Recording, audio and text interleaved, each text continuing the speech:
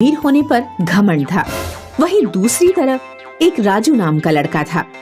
वो गरीब था जो अपने पिता के साथ रिक्शे में आया करता था। सुमित हमेशा उस गरीब राजू को उसकी गरीबी के लिए चिढ़ाया करता था।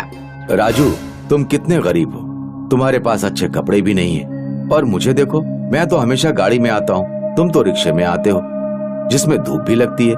बारिश के टाइम पर तुम्हें कितनी परेशानी होती है, तुम तो बारिश में भीग भी जाते हो। कोई बात नहीं सुमित, हम गरीब ही सही, पर मुझे मेरा रिक्शा ही अच्छा लगता है। एक दिन सुमित अपने ड्राइवर से कहता है, ड्राइवर, तुम अपनी गाड़ी को सही से नहीं रखते हो, देखो कितनी गंदी होती जा रही है, मैं तुम्हारी तनख्वाह काट लूंगा। नहीं साहब, ऐसा मत करना, मैं कल ही इस गाड़ी को अच्छी तरह से साफ कर लूंगा। तभी रास्ते में उसे अपने एक क्लास का गरीब लड़का मिलता है। सुमित, अगर तू स्कूल की तरफ जा रहा है तो रुक जा, मैं तेरे साथ चलता हूँ, दोनों ही साथ चलेंगे। सुमित बेमन से उसे अपनी गाड़ी में बैठा लेता है और स्कूल पहुँच जाता है। जब वह वापस आता है तो वह अपने ड्राइवर से कहता है, ड्राइवर, मैं नहीं चाहता कि कोई भी मेरी गाड़ी में आकर बैठे, वो मेरे लेवल का नहीं है, उसके पापा मेरे पापा के बराबर के बिजनेसमैन नहीं है, इसीलिए तुम इसे घर जाकर अच्छी तरह से साफ कर लेना और ये सीट भी बदल देना। पता नहीं इतने छोटे लोग मेरी सीट पर कैसे बैठ जाते हैं। ठीक है मालिक। वह गाड़ी को ठीक कर लेता है और साफ भी करवा देता है। घर जाकर सुमित अपनी मम्मी से कहता है, मम्मी, आज वो नरेश मिला था, जबरदस्ती मेरी गाड़ी में बैठ गया, मुझे वो बिल्कुल भी पसंद नहीं है, मैंने गाड़ी की सीट ही बदलवा दी।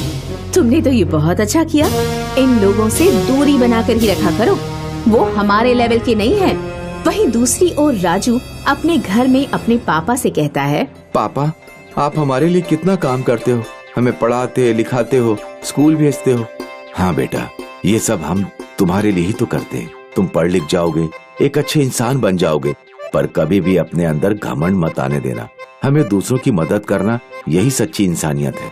पर पापा, कुछ लोग तो इतने अमीर होते हैं कि उन्हें किसी भी चीज की कमी नहीं होती। हाँ, उन्हें किसी चीज की कमी नहीं होती, पर उन्हें उस चीज की कदर भी नहीं होती। एक बात हमेशा याद रखना, कोई भी हो, चाहे वो अमीर हो या गरीब, हमें सबकी मदद करनी चाहिए। मदद करते वक्त ये नहीं देखना चाहिए कि वो अमीर है या गरीब। ठीक है पापा, मैं हमेशा इस बात का ध्यान रखूंगा। एक बार सुमित अपनी मोटर कार में स्कूल जा रहा था, तभी राजू भी अपने रिक्शे में स्कूल जा रहा था। सुमित को राजू को देखकर गुस्सा आया कि एक गरीब लड़का उसके बराबर में चल रहा है। सुमित ने अपने ड्राइवर से कहा, ड्राइवर, जरा गाड़ी तेज चलाओ और तेज चलाओ। ड्राइवर गाड़ी की स्पीड बहुत तेज कर देता है। तभी गाड़ी के ब्रेक फेल हो जाते हैं और वह एक पेड़ से टकरा जाती है। सुमित को चोट लगती है और उसके सिर से बहुत खून बहने लग जाता है।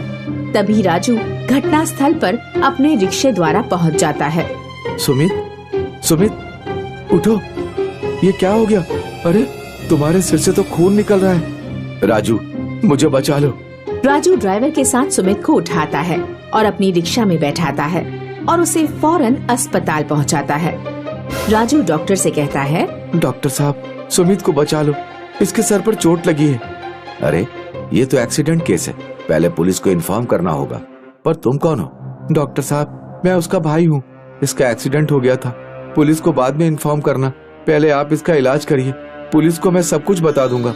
नहीं, मैं पुलिस को इन्फॉर्म किए बिना इलाज नहीं कर सकता। एक मरीज दर्द से तड़प रहा है और तुम्हें पुलिस की पड़ी है। अगर इसको कुछ हो गया तो पुलिस उसको वापस ला सकेगी। मैं पूछता हूँ, एक डॉक्टर होने का क्या फर्ज है?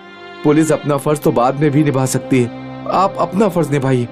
डॉक्टर राजू की बात सुनकर सुमित का इलाज करना शुरू कर देता है। वहीं दूसरी ओर राजू सुमित के घर फोन पर उसके एक्सीडेंट की बात बता देता है, जिसकी वजह से सुमित के घर वाले हॉस्पिटल आ जाते हैं। सुमित को कुछ घंटे बाद होश आ जाता है। बेटा, कैसा है तू? अब कैसा महसूस हो रहा है?